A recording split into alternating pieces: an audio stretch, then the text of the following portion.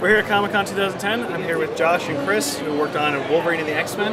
You guys have a complete series coming out shortly. You want to tell us a little bit about how this incarnation of the X-Men came to be, what your thought process was in bringing these characters in this interpretation to life? You know, Wolverine and the X-Men, there had been previous X-Men series before, so we really wanted to find a way to do something different. So head writer Greg Johnson and Craig Kyle and Josh, they really put together a different take on the X-Men, where it kind of turned the whole X-Men universe upside down, so you could tell new and fresh stories with it, bring inspiration in from the comic books, and just tell a big epic tale.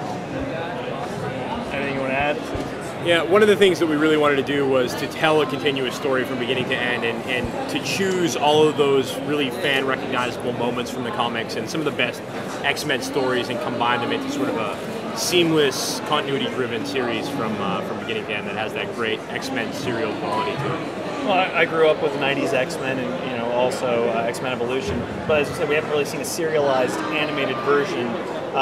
Did it make it more challenging to incorporate those classic elements throughout the entire length of the season, or was it something that flowed a little bit easier because of having that overall goal in mind? I think incorporating the classic elements was the easy part, because that was our inspiration. We were always going back to the books looking for what stories we wanted to tell and bring to life. I think the serialization definitely made the writing process more difficult, because there was a lot of going back to earlier episodes and figuring out where the best places to seed setup items were and how to tell the story forward was the challenging part. And on top of that, time travel was involved, and it always makes everything a little more complicated. I mean, I think, it's one of those shows where you kind of had to know the end and the beginning kind of at the same time, and then just figure out how to get from A to B, in 26 episodes. So I think of all the shows I've worked on, it was probably the most challenging.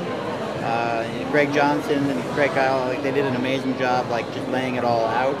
But on a story-by-story basis, it was definitely a challenge. But hopefully one that worked.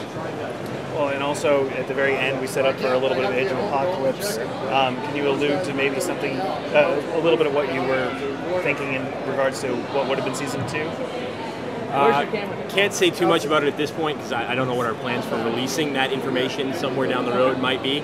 But obviously, big tease towards Age of Apocalypse. We were going to do a lot of the classic Age of Apocalypse moments that fans would have recognized from this series. Obviously, you see one-eyed Cyclops at the very end of that shot. We were going to do the one-armed Wolverine certainly also. So we were going to really delve into it and tell it in very much the same way that we told season 1, which was Days of Future Past, take our own spin on the Age of Apocalypse. Are there any other bigger X-Men stories? I mean, we had Age of Apocalypse really kicked off the X-Men events for the 90s, Onslaught, and then so forth. Were there any other ones that you'd eventually like to see animated? I did. We talked about actually House of M, a world where mutants actually ruled, alongside humans. That was a big story that we wanted to tackle down the road.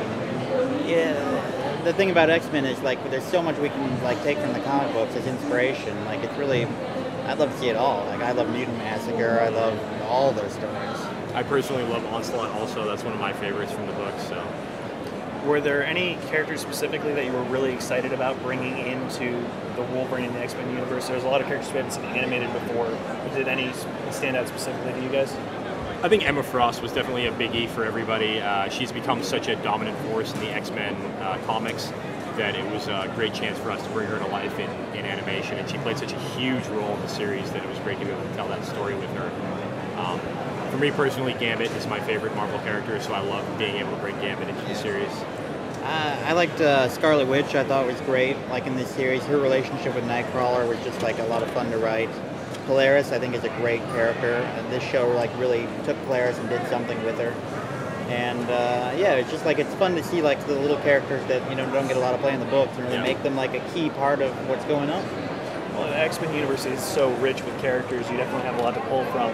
And for fans, especially when we saw the first trilogy of episodes, really you just give so much of playtime to all these little characters that having those be animated, not necessarily playing a larger role, but for fans it definitely stands out that you're paying attention to those things. It's not just this is our core of characters, and that's it, which seemed to be a little bit more with the old 90s X-Men. You definitely had an ability to play more. team dynamics, though, were there any specifically that you wanted to change when you started working on this? Cyclops definitely had a different personality than he typically does. Yeah, I think that going in, like part of the show was kind of like flipping everything on its head. So you've got Wolverine as the leader, Cyclops is like this kind of surly guy that doesn't take orders. So like it was fun to see that. It was like Rogue was separated from the team, and then like eventually comes back. Like she and Wolverine are usually so tight, and now they're like fighting. It was fun. Everything was turned on its head, so it kind of made everything kind of fresh and new, and it was a lot of fun to do. I think Nightcrawler's storyline really stands out too as being almost a solo story for him in the 3 episodes that he has alone, and then bringing him back into the fold halfway through the season was really fun. Well, and then bringing in the new X-Men, you guys had a lot of cameos from them. Were there any other characters from like the newer characters that have been introduced that you really wanted to eventually jump into? Well, at the end of the day, we're fanboys, so every single opportunity that we see to get a cameo in, we obviously will. We covered a lot of ground in season 1, and we were planning to cover just as much as in season 2. So there were all kinds of people that were going to show up. Yeah, it was just amazing to be able to get people like Dust in there and the Cuckoo's in there, like all the newer characters from like Morrison and Joss Whedon. And it was a lot of fun. Like I love. Yeah, of course I'm going to throw a new X-Men in the script. Why not? It's part of the fun. So. I think Colossus showing up in episode 1, but then we never really found the right place to bring him back in season 1 because we were saving a really big story for him. And one of the things that I was most looking forward to, definitely, I think, was telling that Colossus story and getting Colossus back front and center. Since I know we both love Colossus. So. Love him. Well, with all the direct-to-DVD animated movies that they've been doing, Marvel's obviously doing a lot of these. Do you think this is something that we could eventually see, the next chapter of, maybe in just a movie format? It's certainly possible. I mean, we're creative guys. We're always open to doing anything. It really just comes down to somebody telling us, "Hey, would you guys like to do this?" And then we're all for it. So, is there any other animated project within Marvel that you'd like to work on in the future?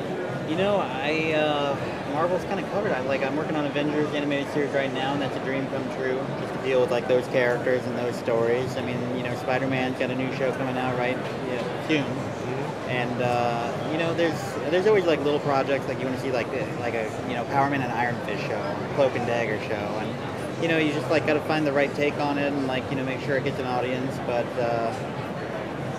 we wanted like a Rocket Raccoon show, It's like I would watch an animated series on anything pretty much Marvel has. That's just finding the right time for it. Is there anything with the new Avengers series that you're particularly proud that you got to work in that you can? Don't get me started, man. I love every inch of that show with all my heart. There's some 2-parters in there that are going to be just like I think are going to blow people away. Comic-Con is actually going to premiere 2 episodes of Avengers animated series tomorrow at 4. So